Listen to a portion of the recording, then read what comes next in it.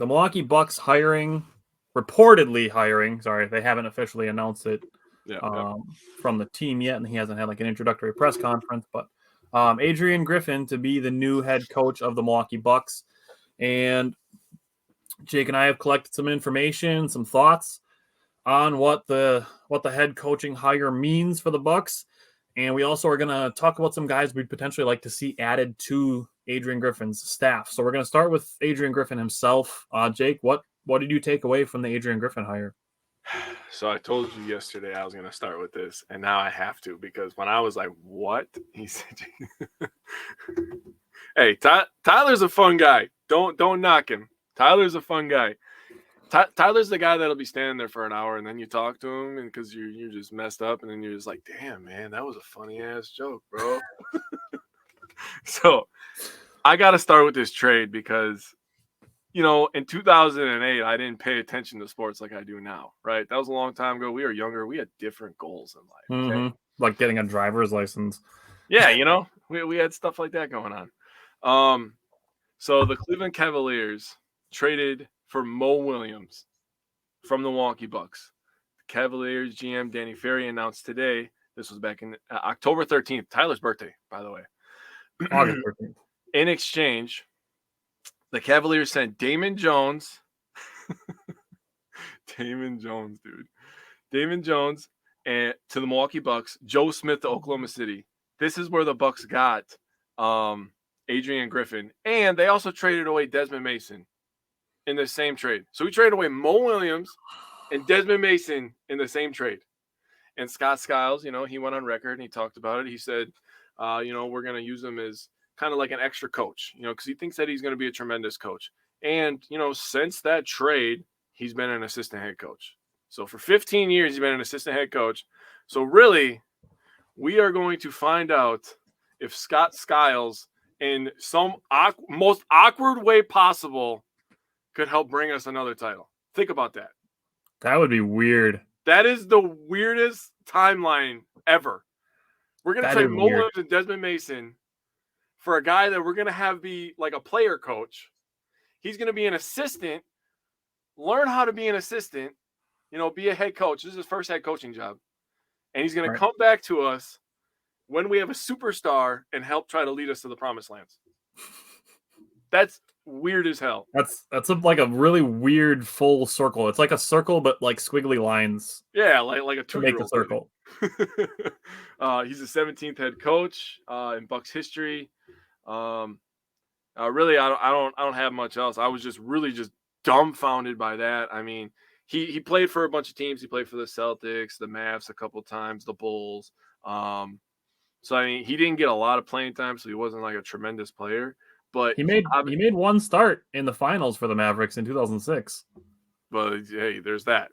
When my guy D Wade won the Miami Heat a ring. He also he just has the basketball IQ, obviously, because you have to be pretty smart to be a head coach. So yeah, I would agree with that. Just leave it at that. So really, I don't have much. Like you, I was waiting for a press conference to kind of feed off of that, to get a little bit more like insight of like him as a person. But it was reported that the Bucks, liked his character. So if they're going off that, I'm not going to disagree with them. Well, and the thing is like it's been reported that Giannis and Middleton were heavily involved in the process, and they had a meeting with Griffin, the three of them, that lasted over 2 hours. Oh my! So. And people are like, oh, people are getting mad. They're like, oh, they're letting Giannis run the team. It's like Giannis is an emotionally and basketball intelligent person. Like, I trust his judgment. Yeah, why would you not, dude? Like, do you hear him talk off the court? And same with Chris Middleton. Like, you've said it before that you think he's our vocal leader on the floor. He is. Lori Nickel from the Milwaukee Journal Sentinel brought up that Chris Middleton devours more film than any player she has ever covered. I would believe it. So for those two guys to be the one that are meeting with the potential head coach, I like that. So the thing is, he was an assistant for 3 years with the Milwaukee Bucks from 2008 to 2010, or 2 years. He saw Milwaukee before the culture shift. before Giannis, before Jason Kidd. So he's been there and done that. He played 8 years in the NBA, like Jake said, went right into coaching under Scott Skiles. Basically been in the NBA for 23 straight years. Yeah. If you look at it that way. So people are like, oh, they hired a guy who's never coached before. Like, he knows the NBA. Yeah. He has championship experience as a player and a coach. Like I mentioned, he was part of the Mavericks 2006 finals team. And he was underneath Nick Nurse when the Raptors won their championship in 2019. And they beat us. And they did beat us. Now, I'm going to wait till I give you this little nugget. He was given a lot of credit when he was an assistant coach in Chicago for Jimmy Butler's development. Oh. So there's that. Okay. And as far as the finalists that were mentioned with Nick Nurse, Kenny Atkinson, and then Adrian Griffin, he was the most players-friendly coach of the three, with Kenny Atkinson being kind of like the middleman and Nick Nurse being more of, like the front office kind of coaching pick. Okay. Now I got this little nugget of information from Amit Mann. He is a Yahoo Sports Canada insider. He told me that Adrian Griffin was in charge of Toronto's defense. Oh. So people wanted Nick Nurse because of his, his defensive coaching. Adrian Griffin was the guy in charge of that. Huh. So when you talk about the 2019, the Raptors beating the Bucks, and the thing was the wall. That might have been more Adrian Griffin than Nick Nurse. Okay. Oh, I'm on board. I'm on board now. I told you were going to like the nugget that I had for you. My mind is going nuts right now, dude. My mind is going nuts. Adrian Griffin was in charge of the defense. I now have full confidence that he will switch up the defense when things are not going the way they're supposed to. Wow, I'm going to be watching defense so heavy next year, man. I mean, I already do because, we have so many good and like high IQ defenders. Right. So it makes it fun to watch defense. But, man, now having a guy that I hear that, man, he created the defense to stop Giannis. Damn. He made Giannis a champion, really, if you think about it, because Giannis had to adjust. That played a part in his development. Wow, man. This is the weirdest circle of all time. I'm telling you. Weirdest circle of all time. This is like a 7-layer dip of a coaching hire. You just added to the circle in a weird way. I love it, though. That's awesome. That was good shit, dude. And then just listening to things about Toronto's coaching staff as a whole, they had their game plans, and then they had basically like second and third like game plans in addition to their original one that they could kind of adjust and go to. So when people are talking about in-game adjustments being a big deal, that is something that he has, like baked into the philosophy that he's been working in Toronto. So I don't think that's going to go away just because he's coming to Milwaukee. So I do think that that's something he's going to bring with him, is having those secondary game plans to adjust when things are going differently than you plan for. Interesting. Yeah, that definitely just got me on board. I won't lie to you. Glad I could help you with that. Okay, so now I'm gonna put this out there because I know he's one of the two guys that you're gonna bring up. But Jake and I each have two people that we want the Bucks to add to Adrian Griffin's staff, because I have seen a few of the assistants that were under Budenholzer, thanking Milwaukee for their last 4 years in Milwaukee and things of that nature. And I'm going to preface this just by saying that the Detroit Pistons are offering Monty Williams a huge deal to be their head coach. If Monty Williams doesn't take the deal, Charles Lee is their next choice. Yeah, he's probably – well, I've heard that Monty Williams doesn't want it. Yeah.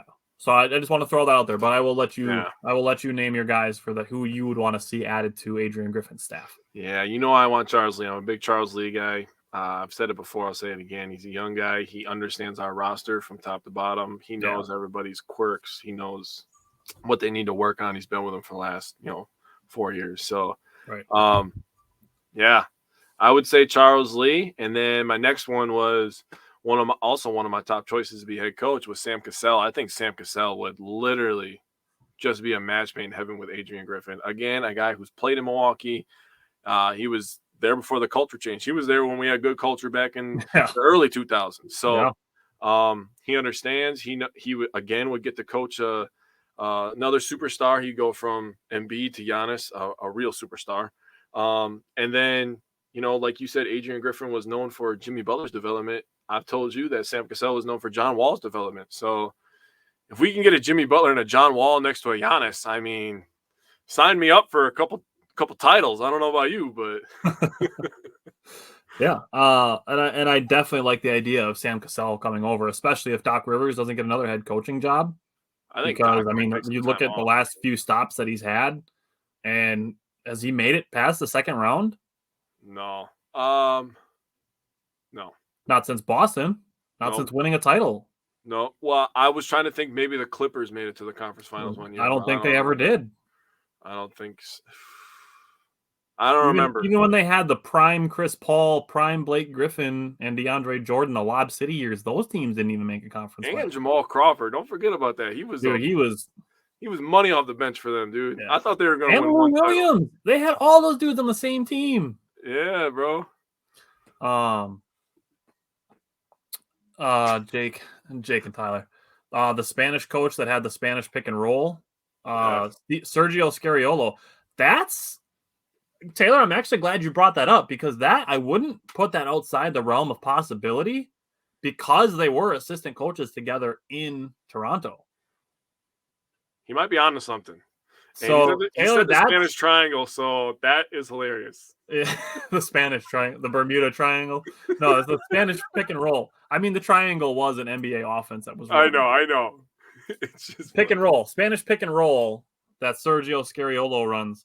I'm actually for it. And it does make sense. There is a connection there with them being assistant coaches on the same staff. He runs the offense, Griffin stays the defense, maybe gets an assistant to help him with some everyday stuff. Not against it. I'm really not. I'm not against it either. And this, I had another guy on here for the same reasons, basically, for offense, was James Borrego. Because he was already interviewed. He was part of the process. So, I mean, like, you bring him in as an assistant for offense, and you pair him with Adrian Griffin, who's a defensive guy. Like, I like that idea. And this is my other one. This is the guy that prompted me to ask you to add this segment to today's show. My other one that I'd like to see added to Adrian Griffin's staff is Wesley Matthews. Oh, that's a good one. Although it'd be really hard for him to not go out there, I think, and try to go grab a big offensive rebound for no reason in the middle of the fourth quarter. and just, but like, I mean, if you look at it, the offensive assistant and defensive head coach, that's kind of flip-flop from the way I was thinking about it. But I mean, you bring in Wesley Matthews as an assistant, basically just like Adrian Griffin. You bring him straight off the court, straight onto the bench. You just have him move back a row. And he's got plenty of league experience. I think Wesley Matthews played something like 17 years in the NBA. Yeah, that sounds about right. It's 16 or 17, I'm pretty sure. Yeah. Wesley Matthews has the dog, so you keep that mentality in the culture, and he's a great defensive mind. Like, you talk about, who the Bucks' best defenders have been in their last two playoff series that they've unfortunately lost, being Miami and Boston. I wouldn't be hard pressed to say that Wesley Matthews is our best defender in those two series. I don't know about best, but I'll tell you what, he definitely was the most willing. Okay. And he was sorely missed in that Miami series. I'll say he was the most willing in the Miami series, but I will hold serve that he was our best defender against Boston last year. I'm not opposed to that. Out of anybody that we threw at Jason Tatum, Wesley Matthews was easily the most successful. Jason Tatum, dude. How do people still? That guy's going to make $300 million to score 14 points in a game 7. No, Taylor Matthews didn't retire, but he's 35 years old and a free agent. So I don't even know if he played 35 games. And that's the thing. He's getting to that age where he's constantly dealing with nagging injuries, like, the calf sprains, the tightness, the soreness, the things like that. So if he's willing to come back, I mean, like, I'd take him back and, on like a veteran minimum or something like that. But when we're talking about the parallels with Adrian Griffin, I mean, like I said, you take him straight off the team, put him back on the bench, just move him back a row, straight from the team to the coaching staff. I actually really like the idea of Wesley Matthews becoming a coach because I think he's got it in him, and I think he's got the intelligence for it.